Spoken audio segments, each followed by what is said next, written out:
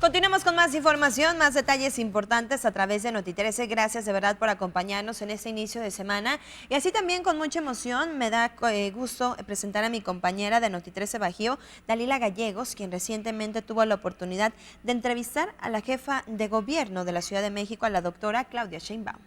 Hoy tenemos la fortuna de entrevistar a una mujer extraordinaria, sumamente preparada, con decirles que ella es la primera mujer electa jefa de la Ciudad de México. Por supuesto, su historia está llena de una trayectoria brillante en la ciencia y en la política, pero no solamente eso, también una vida personal basada en convicciones y, por supuesto, principios éticos y valores. Nos referimos a la doctora Claudia Sheinbaum Pardo. ¿Qué tal? ¿Cómo está? Un gusto poder entrevistarla.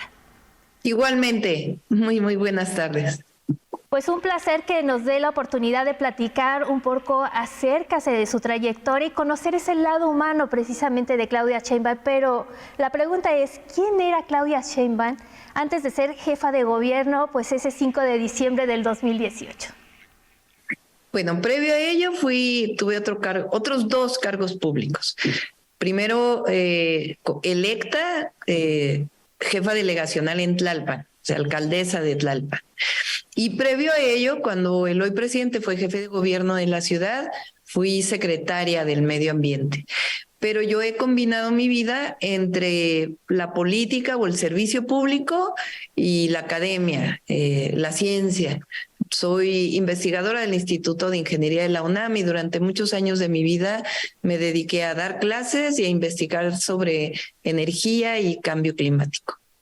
Pero no es todo, porque sabemos que la ciencia ha sido parte fundamental desde su nacimiento. Conocemos pues que su mamá es una brillante científica mexicana y pues su papá también.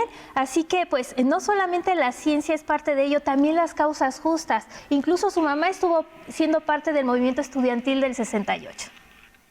Sí, así es. A ver, mi mamá es científica, una científica muy reconocida nacional e internacionalmente. Ella es bioquímica, tiene muchísimos premios y es profesora emérita de la Universidad Nacional, una mujer admirable que también de joven participó mucho en movimientos sociales, en el movimiento estudiantil del 68 y siendo profesora del Instituto Politécnico Nacional y además en algunos movimientos del sindicalismo para los profesores de la Universidad Nacional y siempre pues muy vinculada a las causas justas de nuestro país.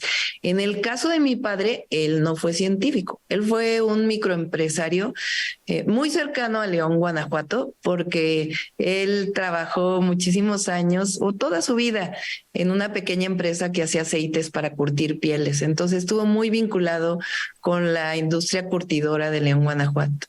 Se puede decir que era un pequeño empresario que también conoce precisamente pues las necesidades que se requieren para poder tener pues una actividad económica buena y placentera. Ahora bien, como estudiante también sabemos que fue una persona sumamente sobresaliente, pero además esto le permitió incursionar en lo que son las artes, la música, sabemos que le gusta muchísimo la literatura.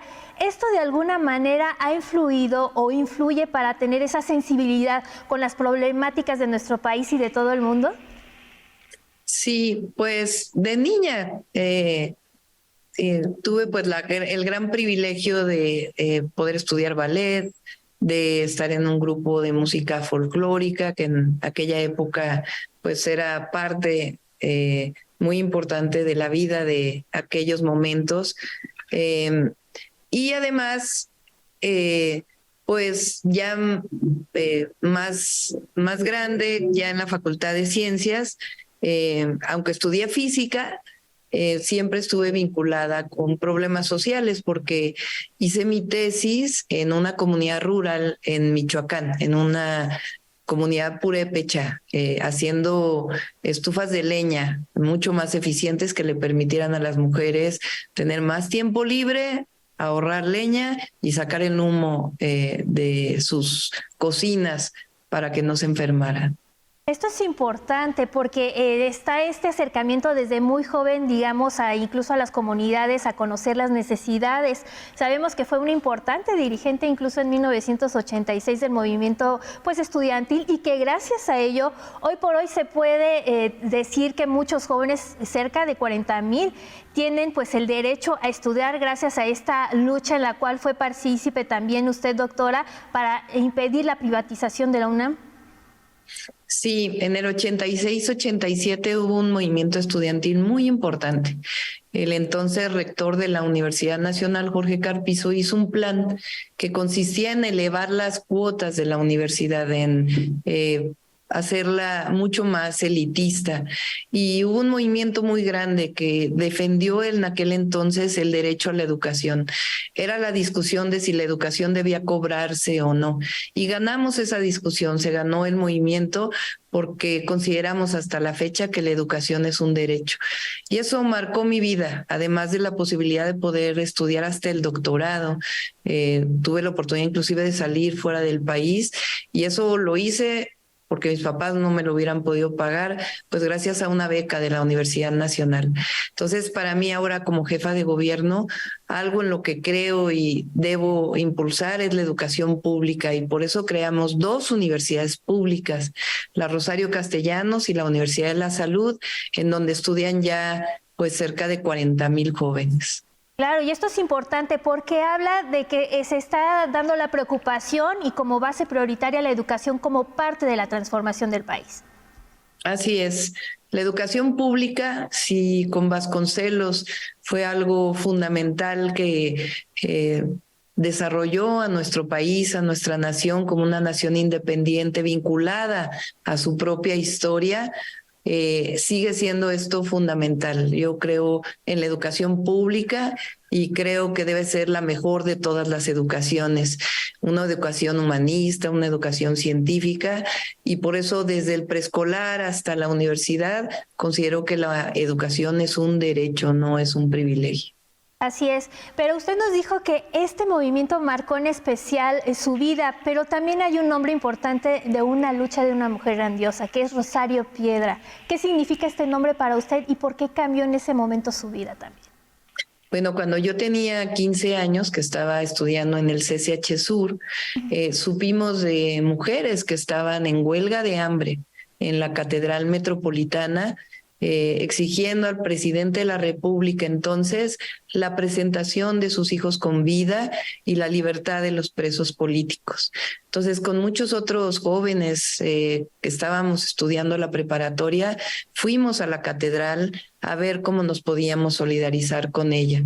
Y realmente una mujer extraordinaria que luchó siempre por defender los derechos humanos, y se volvió pues un ícono, algo importantísimo en esa lucha en nuestro país, y yo pues me siento privilegiada de haberla conocido y haber pues sentido esa fuerza de esta mujer que pues no solamente como mujer, como madre, sino realmente como una lideresa que se convirtió en un símbolo en nuestro país.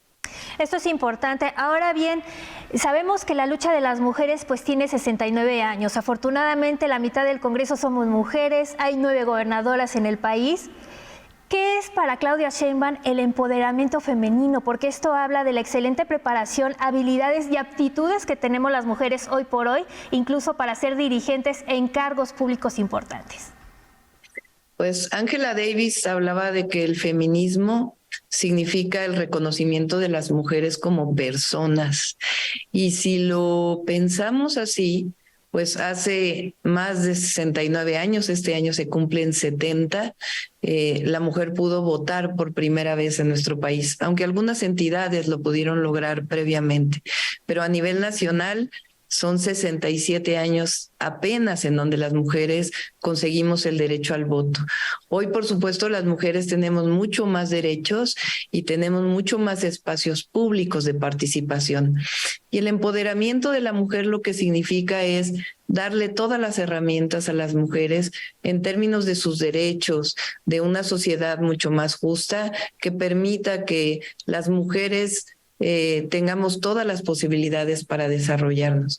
Y esto es fundamental para las niñas, porque a nosotros nos abrieron espacio nuestras madres, nuestras abuelas, y nosotros abrimos espacio a nuestras hijas, a nuestras nietas, de tal manera que haya un momento en donde ya nadie diga si es mujer o si es hombre para participar en un espacio de la vida pública o de la vida profesional o de la vida empresarial, que no haya ningún tipo de discriminación en general ante cualquier persona, pero particularmente hacia las mujeres.